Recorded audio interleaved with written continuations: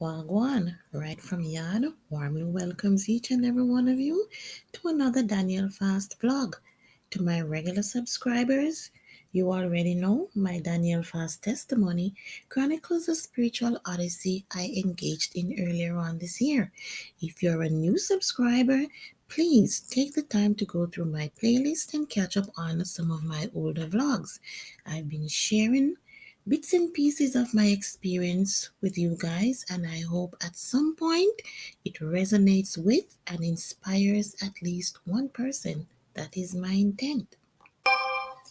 Today's video focuses on the actual Daniel fast process itself. This means it's a detailed account, my successes as well as my failures, and a dash of confusion thrown in there somewhere. Throughout the vlog, you'll see me prepping and cooking Jamaican Callaloo. All ready? Alright! In my previous vlog, you would have heard me make reference to its church life and Melody Alyssa. Both are Christian YouTubers who provided inspiration, information, and motivation towards my Daniel fast journey. Now, while its church life spoke about a regular fast, Melody Alyssa spoke specifically about the Daniel fast, and that's the one I wanted to do. I was plagued with a myriad of health issues and I needed healing, including this voice that comes and goes like a roller coaster. Due to my limited knowledge of the Daniel fast, I opted to do some research. Daniel chapter 10 states that Daniel abstained from pleasant foods for a duration of 3 weeks, which is 21 days. He consumed fruits, vegetables, and water. Would I be able to do this? Was I mentally strong enough? Would I succeed? Would I fail? All these thoughts assailed my mind. I will admit that my research left me more confused than anything. The topic had not changed, but it seemed as though different people had modified the definition to suit themselves. Some allowed processed foods, some said no. Some allowed fruit juice and green tea, others didn't. What was I to do? How would I approach this? I definitely needed a compass, some sort of spiritual GPS for guidance, so I wouldn't lose my way and fall off the path. For me personally, I started in confusion based on the first set of results obtained from my research. It took me a few days and more in depth research, seeking divine intervention and discernment before I eventually got some clarity. Be careful for nothing, but in everything, by prayer and supplication with thanksgiving, let your requests be made known unto God. And the peace of God, which passeth all understanding, shall keep your hearts and mind through Christ Jesus. Philippians 4, verses 6 to 7. But my God shall supply all your needs according to his riches in glory by Christ Jesus. Philippians 4:9. In the first few days, I had regular fruits and vegetables, fresh, not frozen. I tried my utmost best to stay away from processed foods. Examples of foods I consumed included, but were not limited to, cherries and grapes, apples, oranges, bananas, mandarin, carrots, cabbage. At one point, I had some olives, and this was an error on my part because olives are actually processed. I ate what I already had around the house until such time as I would be able to get to the store, and I ate my veggies raw. The cabbage I discovered was a bit hard to digest, and this I concluded was as a result of my hiatal hernia. Thereafter, I resorted to sauteing or steaming to aid in the digestion process. After a while, I will admit that it did get boring. Maybe that's just a personal issue I have. Things tend to get tedious for me when much effort is not applied to whatever task I'm undertaking. Was it laziness, nonchalance, lack of variety? Who knows? I prayed and asked God to not allow me to give up and to guide me on my journey. Perseverance is key on the Daniel fast. Thank God for Chris and Dinar, my niece and nephew. They were my religious partners and personal cheerleaders. They assisted with praying and motivating and let me know I could do it. And indeed I could and would. I had to. I can do all things through Christ who strengtheneth me. Philippians 4, verse 13. I had intended to go to the grocery store at some point, but during that time, we were plagued by severe weather conditions. We had a snowstorm. Some areas had temperatures as low as minus 15 degrees and even lower. Was that temptation to get me sidetracked? Maybe. It did not work. I did not yield. I know I'm stronger than I give myself credit for. I'm an overcomer. I was even able to cook for my spouse without getting tempted. Never once tasted his food, just poured love into it. Supplies eventually ran low, and like Mother Hubbard, I went to my cupboard. I had canned goods, peas and beans. I didn't use them because the research had said no processed foods. I had the dried variety in my pantry. So, along with some carrots and chayote and turnip and corn, I had myself a good stew. As Jamaicans would say, Tonyahan make fashion. The thing I noticed that was common across all research was the allowance of seasonings and herbs and spices. I had quite a good stash home. Onions, scallions, thyme, peppers. Island people love pepper. Garlic, parsley, cilantro, ginger, rosemary. You name it, me did have it. Being able to use herbs and spices is very therapeutic for me. I enjoy cutting them.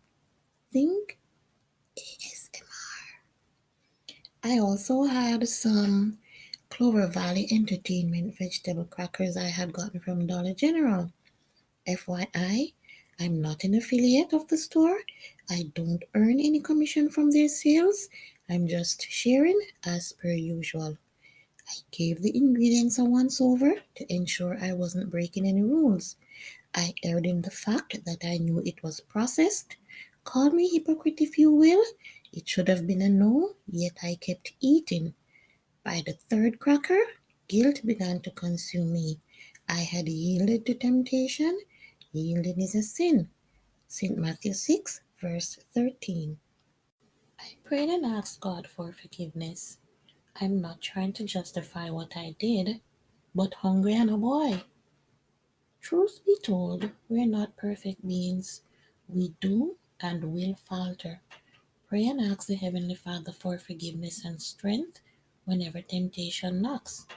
I would eventually reevaluate the ingredients and discover the presence of yeast extract and sugar, two big negatives. Lesson learned. Be more vigilant of what I ingested. Be sober, be vigilant, because your adversary the devil lurks as a roaring lion, walketh about, seeking whom he may devour. First Peter 5 verse 8. Watch and pray that ye enter not into temptation.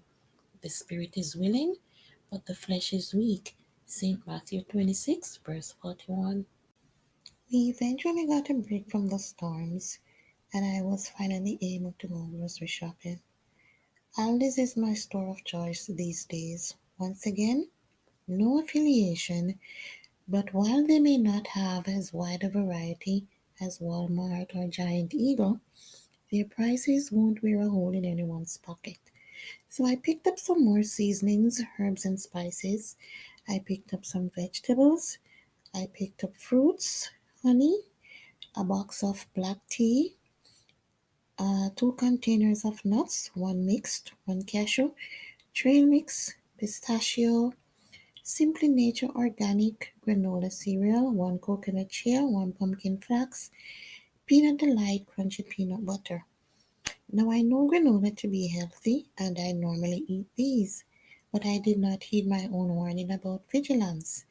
After I had consumed an entire box of the cereal, I investigated and realized there was 11 grams of sugar in the box.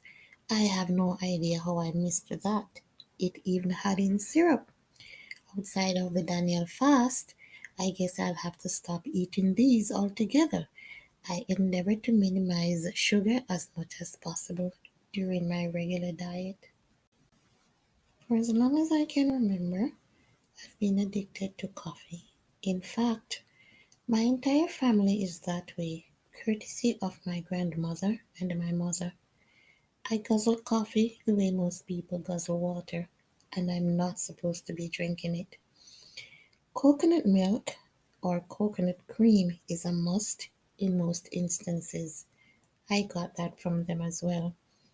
I wasn't allowed to do coffee or caffeine while on the Daniel fast, so I opted for black tea instead. Healthier option? Hmm. I normally do my teas with just lime or lemon juice. I had a box of Lipton 100s home. The second morning of my Daniel fast, I brewed myself a cup and sat down to enjoy it. I did not take another sip during the duration of that fast. While the ingredients listed were just orange pekoe and pekoe cut black tea, a closer inspection to the bottom of the box showed there was 46 to 70 milligrams of caffeine, 50 milligram per 8 fluid ounce serving. Remember what I said earlier about vigilance? Watch and pray that ye enter not into temptation. The spirit indeed is willing, but the flesh is weak.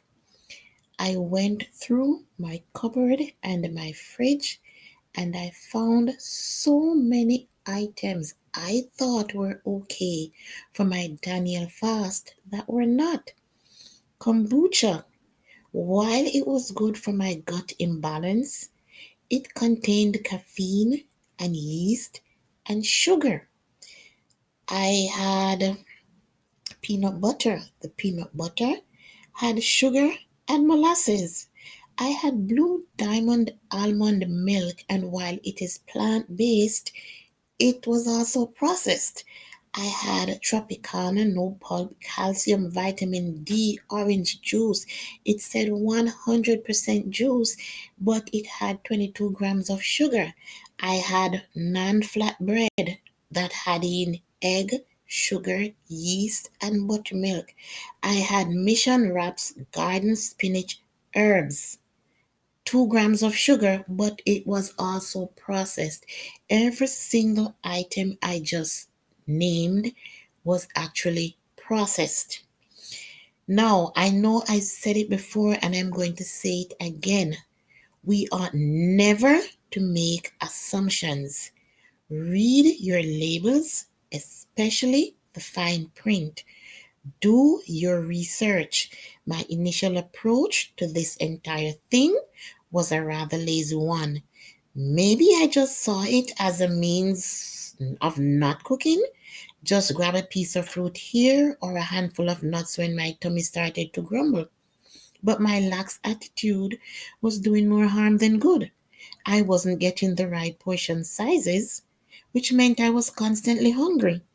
I wasn't paying attention to what I was eating. I wasn't having a balanced meal, and my body was out of whack.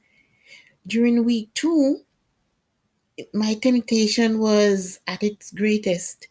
The urge to drink coffee intensified, but my pastor, Pastor Wint, called to check in on me and provided some much needed information, more motivation, and guidance about the Daniel fast. Okay, you guys. My voice is about to leave me high and dry at this point. I actually feel like I'm Kermit's sister. So I'm going to close off here. My next vlog will offer insight into the effects of the Daniel fast on my body, pointers you may want to tune in for if you intend to try the Daniel fast. Until then, please like the video, share the video, subscribe if you haven't already subscribed, and share your thoughts in the comments section. Megan.